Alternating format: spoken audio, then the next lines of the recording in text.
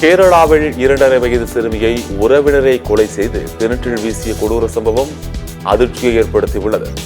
கேரள மாநிலம் திருவனந்தபுரம் மாவட்டம் பாலராமபுரம் பகுதியைச் சேர்ந்த ஸ்ரீது ஸ்ரீகிஸ் தம்பதிக்கு 2.5 வயது மகள் தேவ இந்து என்பவர் இருந்துள்ளார். இந்த குழந்தை காணாமல் போனதாக நெய்யாற்றுக்கரை போலீசார் காவல் நிலையத்தில் புகார் அளிக்கப்பட்டது.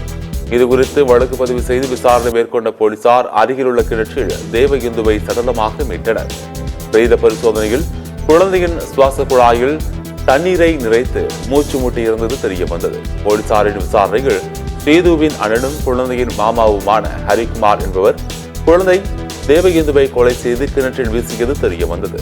ஸ்ரீது தனக்கு பண உதவி செய்யாததால் ஆத்திரமடைந்த அவர் இந்த செயலில் ஈடுபட்டதாக தெரிவித்தார். ஸ்ரீகுமாரை கைது செய்த போலீசார் அவரிடம் தொடர்ந்து விசாரணை மேற்கொண்டு வருகின்றனர்.